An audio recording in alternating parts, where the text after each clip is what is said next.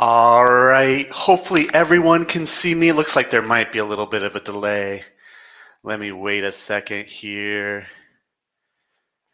Let's see. Hello, hello to those who are here. Hmm. Looks like. Let me. Yeah, there we go.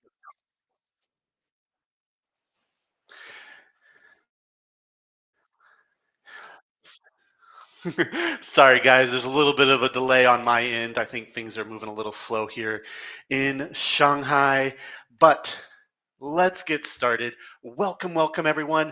I am Yisen with italki. I'm going to be chatting with you guys today. The first thing that I always like to do, this is something we do at all the webinars, whether it's someone internally or one of you teachers hosting, is where are you guys from today? I always like to know. So, I see a lot of hellos. I see a lot of, we can hear you. Thank you for that. But yeah, where are you guys from?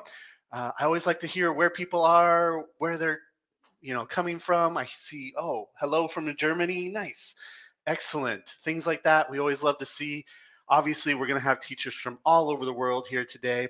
If you see me look over a little bit here, I actually have the YouTube channel open because there is a delay here. So I like to be able to look over there and things like that. Nice. South Africa, Taiwan, British from Indonesia, nice. Russia, UK, Kenya. Awesome, guys. Awesome. Nice. So, guys, with this, today is actually the first time that we are going to do a teacher or like an internally hosted teacher webinar. Now, we do hope to bring more of these to you guys with various different topics. This first one is just going to be sort of an introduction. We're going to talk a little bit about italki. As someone else mentioned in the chat, we're going to talk a little bit about what's coming up in 2023 and things that are going to happen here at italki. But with this, we're hoping to have more of these.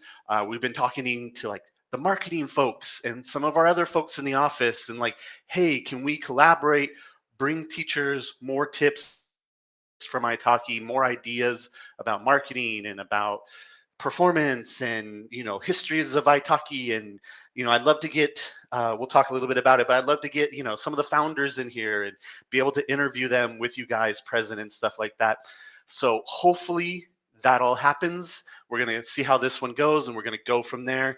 But I think this is going to be a pretty good success so far. Hopefully it is. Now, guys, let's keep going. So one of the things I do want to discuss is, since there is us, and this is the first time we are doing this with a person from italki, we do want to just make sure, hey, there are guidelines. We go over these things anytime that we have a webinar or have any sort of interaction, right? Obviously, I'm going to be respectful and polite, and I'm going to ask you guys to do the same. With this too, like sometimes people are tempted to ask us questions about specific problems that they may be having. In a lot of ways, that's okay, especially if other people can learn from that specific problem. But we do want to respect people's privacy. We don't want to share other people's personal information. So, like, don't write people's personal information in the chat. This is going to be on YouTube. Everyone in the world will be able to see it. And then, obviously, as I just sort of mentioned, if a specific issue is sort of something that we can all learn from, then you might be able to share that. But if you have something that's really specific to you, kind of an unsolved lesson problem or something like that, really the best people to contact are customer support. I'm actually not customer support, so like I won't be able to answer your question very well potentially. And then with that, like they're going to be able to actually take action on the website to help you out. And then obviously number 4, this comes up a lot with one particular example, but any sort of questions that are regarding like business intelligence, such as the search page algorithm, any sort of performance data, we'll talk about what that kind of means maybe later. Those questions I'm just not going to answer. So if you ask those questions, I'm just going to have to skip over them. Once again, this goes out to the world, and some of that data is sensitive and specific to italki, and we just don't want to share that with the world. Nice. Next, Mexico City and Nepal. Wow, we really do have a bunch of people from all over the place. That's great. I love it. Now, guys, a little bit about me. who is Yisen? So I have been teaching or I've been in the education field, as it says here, for about 15 years. I do have a bachelor's in science in biology and chemistry. That was my focus was in sciences. And then I also have a master's in education. And there's actually even more than this. I have TEFL, I have a TEFL C, which is like specific for children. And then I have like a bunch of like TKTs and things like that from Cambridge and all that kind of things. How I actually got started and how I'm sort of in the position that I'm in today is I used to be a teacher trainer. I traveled all over China, actually, is where I was living. I traveled all over China, helping train teachers in various schools and things like that. And then was also starting to work in the education, like the online education industry. And so from that, it was sort of a natural progression. And here I am today at italki.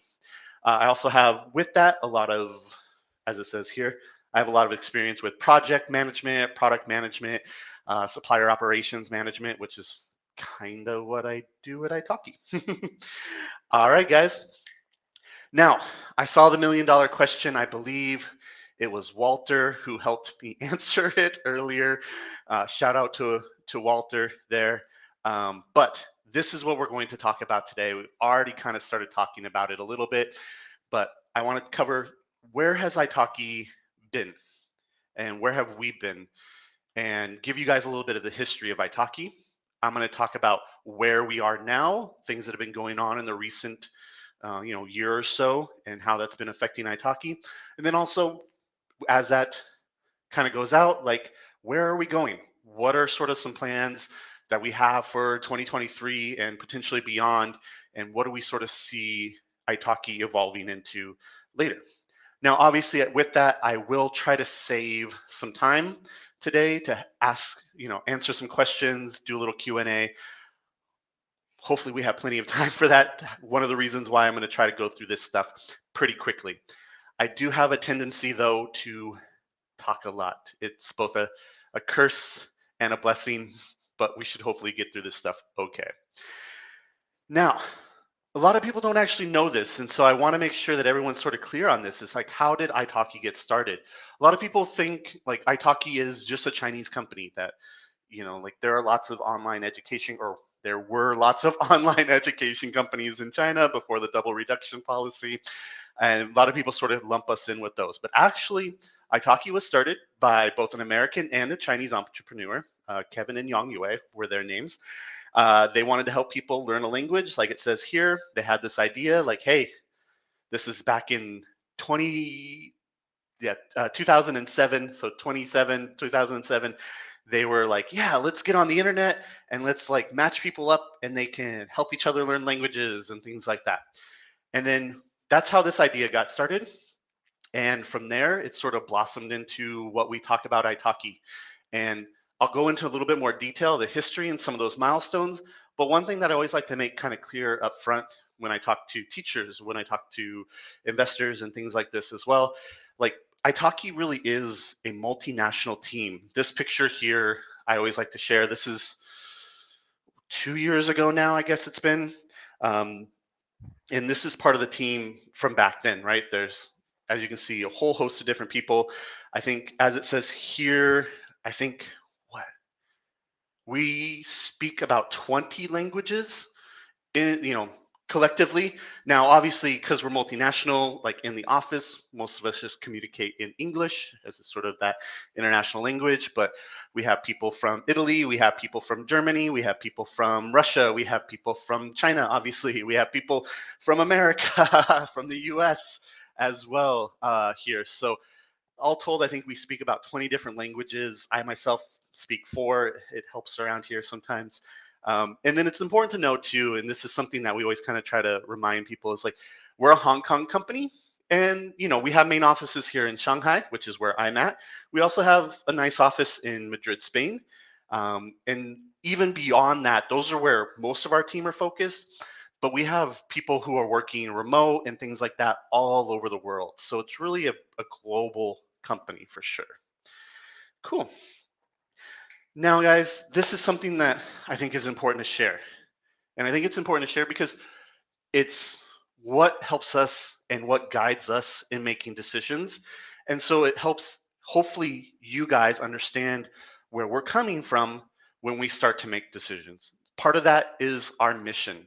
So you can see here, right, our mission to help people become fluent in a foreign language by building connection with people from other countries and other cultures. Here I have like a brand story. If you want to read the brand story, come back to this video, pause it. You can read the brand story. It's long, but it's a narrative.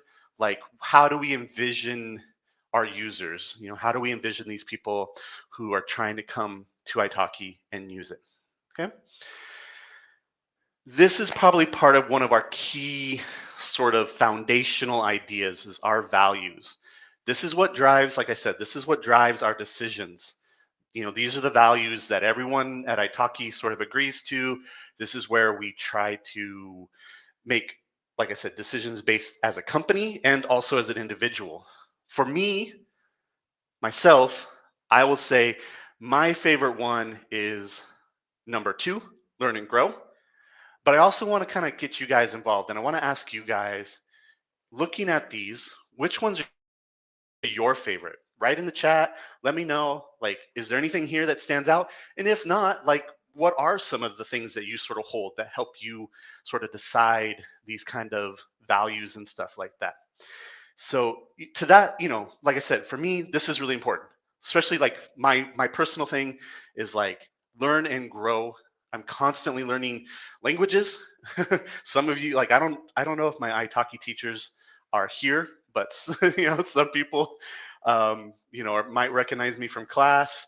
I'm always learning new skills. I've recently taken up coding. I never learned any coding before. I'm taking up some coding. Nice. We got some like some one. Yeah, act with a global mindset. Nice. 5, yeah, don't give up. That's an important one for sure. 4 is good. I like that. Make a difference. 3, yes, lead with empathy. 2, learn and grow. That's I also like that one, like I said. So yes, like I said, these are the things that we hold true and we try to do. And we try to kind of, you know, help others to maintain and stuff like that as well. Um, yeah. So, you know, Daryl, yeah, constant improvement, right? That's what we're kind of talking about when we're talking about learn and grow is that same thing, right? It's like constantly trying to get better at what we're doing, constantly trying to sort of make that difference and make sure that we're bringing those values to each other. Nice. Excellent, guys. I like, you know, I like some interactive here. 2, 3, 5. Nice. Antonella has a lot. Okay, guys, so as kind of promised earlier, I do want to go over the history just a little bit. So it's actually kind of funny. As I mentioned, 2007 is when, you know, the team sort of got started. A couple of guys here were like, hey, I have this idea. What's actually funny is that time we sort of joke that italki was kind of language Tinder is the best way to sort of describe it. Basically, you just came on, you filled out like a little profile, and it was like, I want to learn Japanese and I speak English. And then someone else is like, I speak Japanese and I want to learn English. And then the system was like, hey, you guys are opposite. We'll match you together and then you can talk to each other. It wasn't actually until 2009 that we actually became the marketplace, like we talk about, right? At that time, it was like, okay, you guys be teachers and you sell these classes to these people and these people will be students. It was actually, you know, a couple years later, 2009, when we evolved and became that marketplace. And then 2015, as it says here, that's when we reached about 3,000 teachers. Um, and that was when we became red. So before that, as you can see on this slide, before that, we were actually this kind of bright pink. And then in 2015, we said, let's become red. And so we changed all the designs, got this kind of salmon, this neon salmon red, and are sort of the italki that you guys know and hopefully have strong feelings about today. Then 2021, we actually reached a pretty interesting goal. In 2021, that's when we reached over 6 million users. And at that point, we had earned teachers over $100 million. So teachers at that point had earned over $100 million on italki. And then, now here we are in early 2023, and the story continues. Nice. So it's important, and a lot of people look at sort of that early history and stuff like that, and we look at our mission and we look at our values, and people are like, well, has that changed? You guys notice a lot of changes on italki, which we make a lot of changes. A lot of changes you guys don't even really see. They're like behind the scenes sort of gear underneath the surface sort of changes as well. But with that, like as it says here, and I wanted to make sure that I reassured you guys, like our mission hasn't changed. Our mission is still to help people become fluent in a foreign language by building connections with people from other cultures. That hasn't changed. What has changed, right, and will continue to change, is we need to adapt that idea to the world, and the world continues to change. So there are different challenges in online education than there were in 2007. In 2007, like I was teaching online, and it was kind of this new weird thing that no one really, it's like, really, you want me to give you money over this thing called the internet, and I'm going to expect you to show up and teach me something? And it was like, nah, not really. So some things that we added here, right? Last, 2021, 2022, we added the podcasts. We started adding group class. As you guys know, group classes are in beta. I did look at the questions beforehand. I will answer a little bit about group class. Group class is in beta. We've had a lot of like, when can I teach French in group class? When can I teach German in group class? When can I teach all these? What we want to make sure of first is that group class is a product that works for both teachers and students, and works in a way that helps them both. One of the challenges that we're finding in group class is like, the way group class works, you as a teacher, as you can kind of imagine, you have to set up a time and say, this is the time where this class is going to be. And then students need to kind of come in and book that time. That time can't really be flexible because there's going to be so many people sort of relying on that time to stay the same. What that presents is a challenge. Whereas your one-on-one lessons, you can just sort of open up some availability. Some of it's going to get booked, some of it isn't. This is like, hey, this is the class. This is it. And that class has to get booked with the right amount of people, or it can be not a great investment in your time. So that's sort of what you want to kind of consider. A lot of what we're trying to do is work on making sure that those classes are going to fill up, making sure that students are happy with the selection and the way the classes work, making sure that they can select the class that's suitable for them. All those sort of little mechanics and the way we design the product and all that kind of stuff is crucial for you guys to have a good experience. And we want to do that with a couple of few teachers where we can work out the kinks, and they've kind of agreed. And I know some of them are in our meeting today. Actually, I saw their names on the invite list. They're here, they're listening, they're probably shaking their heads at home, because like, it has not been all sunshine and roses in that process. There have been ups and downs for sure. They've agreed to this, and they're kind of working with us to solve that. We really, really are looking forward to making sure that that is open and available to other languages and other teachers, and how that process is going to look very soon. It is one thing that we would really, really like to do in 2023.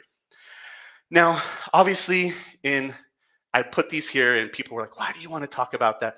Because it is a factor that affects italki, and it is a factor that, outside influences affect your business on italki, and we know that as a marketplace. We know that when the war, in Russia and in Ukraine, when that whole conflict started, like, we saw Russian students and we saw Russian teachers drop out of the system, right? Like, a lot of people stopped learning Russian. There were Russian teachers who were really struggling and are still struggling to find students and to figure out how to get paid. There's sanctions and things like that. And then on top of that, right, we got a recession as well, and like, people's buying power, became a lot less. And unfortunately, um, when people have to make a choice between food and shelter and all those kinds of things and learning a language, uh, you know, they have to make a hard choice. And a lot of times it's not going to be learning a language. With that as well, like, what we've seen too is like with war, with recession, there's decoupling, right? Companies, we even kind of considered this too. It's like, hey, like, companies are like, hey, do we really need to open an office up in Berlin right now? Like, do we need that remote office in Berlin? Maybe not. So then, so and so who was gonna maybe learn German with a German teacher no longer has that desire, no longer has that need to come back and learn German because, hey, my company's not going to be sending me there. And then, kind of on a positive side, at least sort of, we saw some pandemic control measures ease up, right? Japan opened back up to tourism and travel. I'm sure that's probably helped the Japanese teachers quite a bit. People are starting to travel to Japan again, things like that.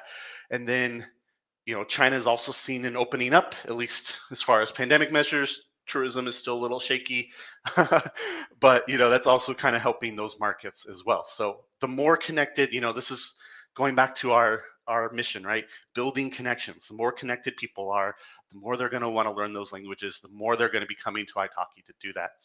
Um, yes, as Lao Gui, yes, like Ukrainian students have also disappeared a bit. That is very true as well for the same reasons. And yes, as far as what languages will be open for group class, we'll try to balance it a little bit, but I don't want to make any promises yet. But we usually will at least start with what we call like the top 10 languages. And as Arabic, next level Arabic is mentioned, Arabic is actually one of the top 10 learned languages on italki. So we'll probably have Arabic in there too. Yeah, cool. Okay, now, as I sort of mentioned already, group class is one of those key ideas for 2023. One thing that we're also going to be doing, in 2019, 2020, we grew a lot. And in 2021, in the first half of 2021, we also grew a lot. With that, new problems come up, new ideas come up. So we're going to be updating some of the policies, guidelines, rules, things like that as we continue to grow.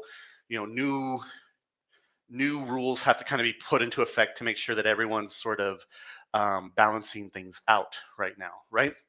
And then with that, like 2022 was sort of an interesting year with that war, with that recession, with those things like, stuff slowed down. But for italki, we also learned a ton, right? We learned a lot about like how do we weather these sort of ups and downs.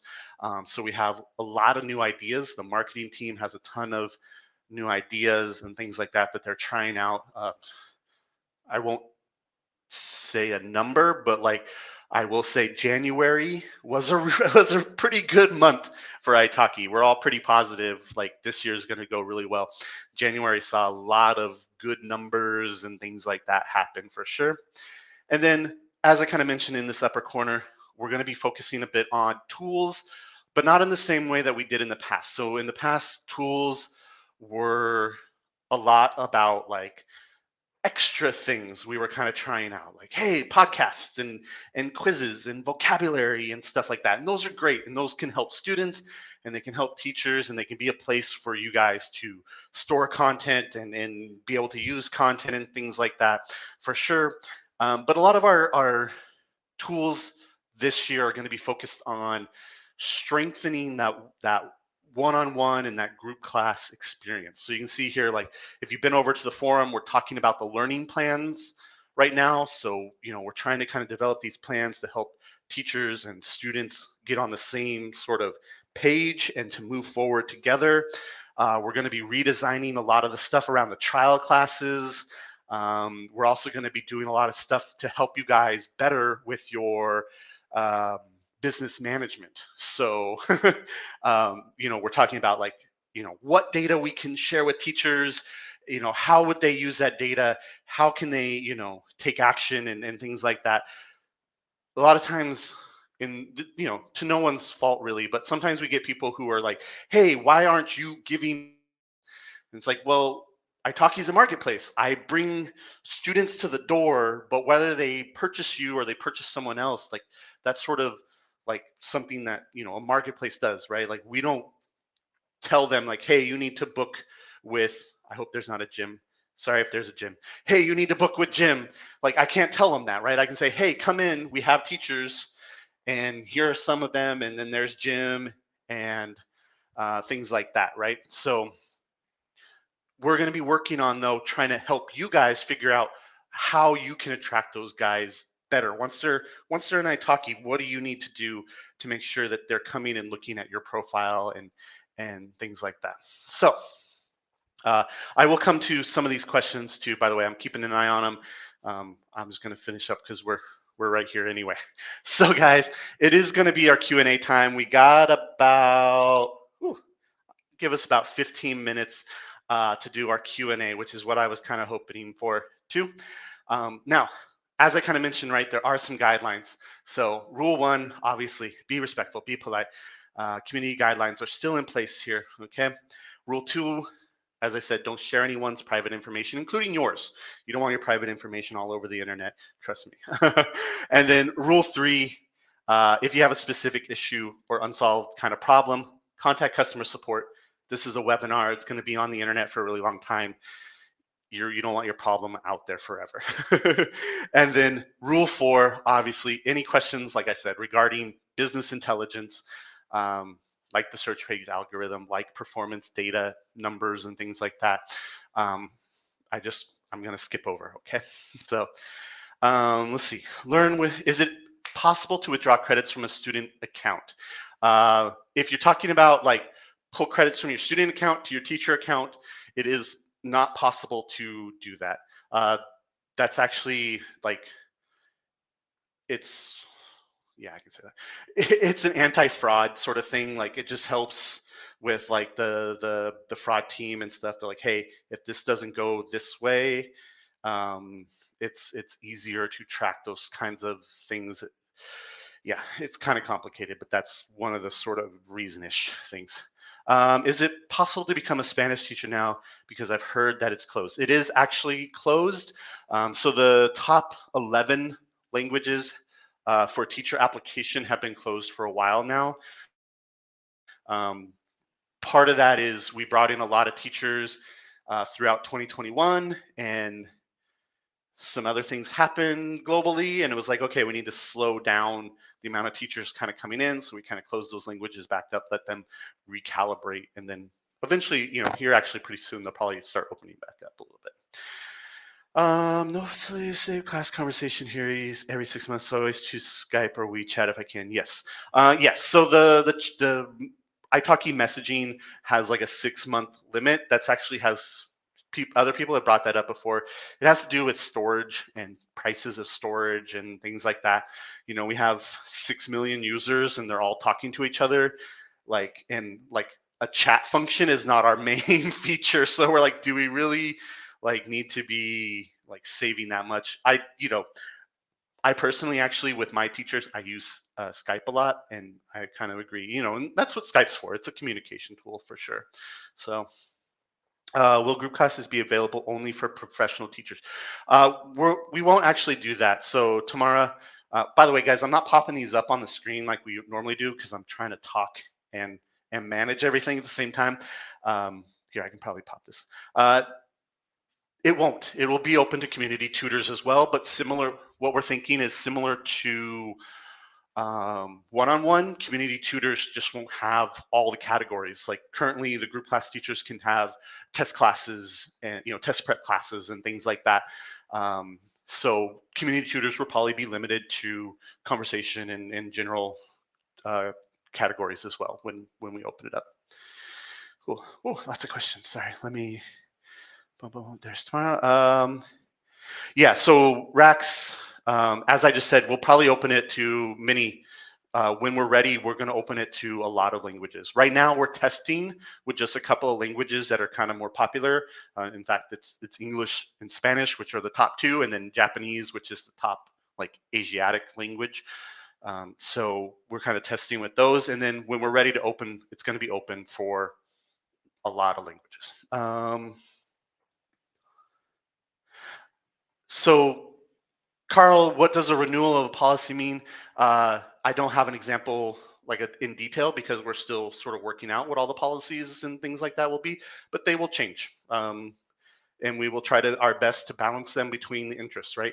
There's always sort of this balance between like what do users or students sort of expect from their experience and what do teachers and community tutors sort of expect from their experience, and it's balancing those two and making sure hopefully that the policies are fair and as much as we can like impartial so that they're sort of clear to both parties that like, hey, this is just how we expect this to get along.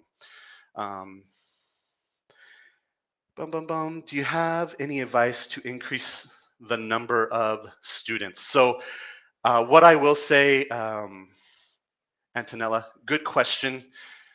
We'll probably actually not maybe the next webinar or the webinar after that, we will probably tackle this in depth. This is a big topic and I have lots to say on it. I've been teaching online for a long time and I've been working at italki for quite a while, and I have a lot of advice. What I can say is do make sure that your profiles, one of the biggest things that I see with people who are like, I'm not getting any students. It's like, make sure your profile is up to date. Make sure that it's unique as much as you can.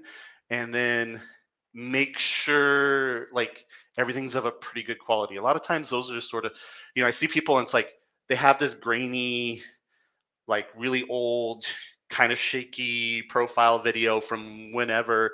And it's like, yeah, you're no one's gonna watch that video and probably want to book a class with you, unfortunately. Um, cool. Abukar on the forum. So that was actually going to be one of the last things I said today. But yes, where can you leave ideas? Where can you talk to myself and others on the team? Yisen, Suming, Adrian, Alicia, we are on the forum, and I try to spend at least an hour or two sometimes a day if I can on the forum, trying to answer questions, trying to read posts, trying to follow up with people. I don't always get a huge amount of time to do that, but I do try to get over there at least once a day. So, there's a whole section there. It's like product feedback and suggestions, right? That's where if you have ideas, you leave them. I think sometimes people get discouraged because sometimes our answer is like, hey, that's a great idea. And then it's like nothing. And you never, and part of the problem is I can't show it to you, but like there's a product backlog. If you guys know about product developing, it's like we have these ideas for how we want to change Italki, and those ideas go into a list, and that list is big. And it's like some of these things are really really important, and some of these things are little things, but like we just have to try to kind of keep going through them and through them. So sometimes it's like you guys have a great idea, and it's like, yeah, we love it too. It's going to go on the list, but like when that happens can be like anyone's guess, really. It depends on what other things are happening. And if once again, if you know about product development, it's about like prioritization, it's impact, confidence, effort, right? Like if anyone's a project manager or anything like that, you'll know impact, confidence, and effort. So we have to kind of do that. We have to put these things in some kind of order and get through them. Cool. Yeah, so I answered that one about tutors. Yeah, I answered that um, about different languages in group class. Um, let's see, question. Sorry, I'm kind of scrolling. Sorry, I know it's a little bit of dead air, but I'm also trying to scroll through and read questions. There's comments and stuff like that. I want to make sure I get to questions. Yeah, JK, like we've talked about this too, like being able to like download chat histories. Yeah, it once again, it's kind of like in that product backlog. Originally, they were gonna do a whole bunch of stuff for the messaging, and then like, we better work on this stuff over here first. It's a little bit more important for everyone or for business in general. So yeah. Um, Let's see. Are there any plans to shorten the lesson automatic confirmation time? So actually, Aldo, funny enough, we actually just released, we shortened, not the automatic confirmation time, but we shortened all the kind of answers one of the other questions too about policies. So we changed the policy a little bit and we shortened all the times for dispute and lesson problems and stuff like that. Like they were 7 days and people were like, why that's really long. Both sides are like, why that's really long. And so we shortened all that stuff down. I'm not sure if there's any plan to shorten the automatic confirmation just because like for users sometimes too, um, most people report a problem within probably like 24 hours, I would say. But there are those cases, and like if there isn't a problem reported, it's really hard for either side to like then report a problem after the lesson is confirmed. So it's usually better to give a little bit more time there. Um, let's see, Helen here, the instant lessons. Yeah, so we originally we had instant lessons. I remember those days, and then we said, we're gonna get rid of that, and then we brought it back just for trial lessons. There is plans. It's somewhere in the books to widen that as well. It's just one of those things that's kind of further down on the list. Believe it or not, like with any system too, like some of the things that are higher on the list is like make sure the website doesn't crash. That's usually a good sign too.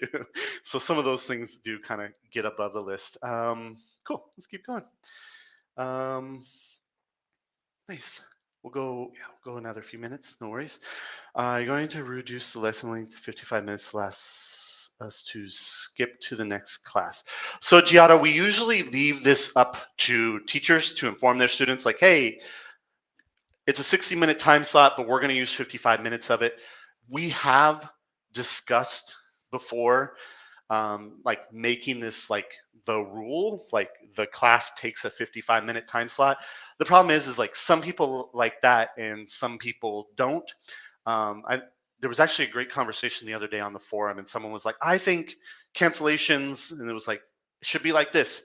And then like other people were like, I disagree, and I think they should stay the way they are, and like I like them like this. So part of that, part of that is just like we're trying to find what works the best for everyone. And if we make something like that a hard rule, like, hey, classes are 55 minutes, that might not work for people. But like for the people who want 55 minutes, they can communicate to their students and be like, hey, we're going to have a 55-minute class so that I have 5 minutes in between. Um, I personally, I personally like 45 minutes when I take classes. I like 45, but when I teach and when I take class, I'm like, hey, can I have 45? That's about my level of intense concentration. Um, cool. Uh, Italy, a bit late. Can italki offer ad services for teachers who would like to have their profile promoted? We've we've discussed this, is what I will say. Delve. I hope I say your. If I pronounce anyone's names wrong, I'm very sorry. Um, but we've discussed things like this. Most people, some people like this idea. A few people like this idea. A lot of people, not not us internally, but like a lot of people, like users and stuff, uh, don't really like this idea, is what I'll say. So that's where we're at with that. Like we've had that idea too. Like, hey, if someone wanted to get like over here, or if someone wanted to like pay more or something like that, or give us more commission, maybe they could be. We've thought of that too. It's just most people are like, I don't like that, so we haven't moved forward there. Um, yeah. Uh, yeah, you know, Classroom has its issues. I don't want to pass the buck too much, but some of those issues are Agora based. Some of the bandwidth issues are Agora based, and not necessarily actually the italki classroom based. Agora, by the way, is like a, it's like a video connection tool. So some of that is actually a little bit of their problem, but it's also our problem because we use it. So I know italki classroom is not perfect. It's meant to just be like, it's there as an alternative. People can or can't use it. I know it's sometimes frustrating. I get it. That's the best answer I have for that for you guys. Cool. Cool. I see some thank yous. Seven. Actually, JK, we were actually talking about this the other day. We're probably going to do something like a lesson package invitation. So you could send basically like a package invitation, like, hey, so and so, take this package with me, and then they would be able to um, purchase that package from your invitation. Yeah. Um, let's see. Sorry, I know dead air again, but I'm trying to kind of read as we go here. Could we? Oh, no, oh, no. Bum, bum, bum. Yeah, Andy kind of talks like, could we choose if we want to offer 1 hour lessons? Uh, yeah, we're gonna work on that. That's what I'm gonna say right now. We're gonna work on all of that stuff this year. That's part of those kind of policies and old rules and stuff like that that we will be adjusting. Uh, Yeah, so here's an example. It's like someone else was like, ads, please. And then there's another comment like, no ads, please. So that's kind of where we're at with that. We want to make sure that as much as possible, we listen to both sides and kind of hear what everyone's saying. Uh, yeah, Renee, I kind of talked about that a fair bit. Yeah, agree, keep the level playing field. Yeah, guys, I don't want to turn this into like a talkie classroom like support session. So yes, italki classroom has some problems. Trust me, there is a team who spends quite a bit of time trying to fix it. It's a complicated beast for sure. Um, is there any consideration of selling recorded classes on italki? Yeah, Daryl, this has come up. This has come up a little bit, especially recently. There's been more ideas around like pre-recorded classes and stuff like that. I'm not going to say no, but I'm not going to say yes. No one here has really talked about this in any sort of meaningful way. We've heard these sort of feedback, and it's like, oh, okay. But I'm not going to say like, oh yeah, definitely something we'll do later. But I'm also not going to say like, oh, we'll never do recorded classes on iTalk. I don't know. Um, what I can answer is you said, is there any consideration? Right now, there hasn't been consideration. There has been some listening. There has not been any consideration. So cool. All right, guys, we have like 3 minutes. Um, I don't see a whole ton more questions, so I will like kind of say that that's going to be it for questions. What I will tell you guys though, however, once again, on the forum, myself, you'll see my name a lot on the forum. Yisen, I tend to talk the most there. Suming is also on the forum. Adrian is also on the forum quite a bit. Alicia sometimes pops in to read some posts as well. We are there. And if you have further questions, if you want to ask something, to those folks who are watching this after the live session, who are watching the recording, if you have questions and you want to come ask us, go to the forum, ask questions. That's what it's there for. It's there to you guys to share with each other, you guys to share with us.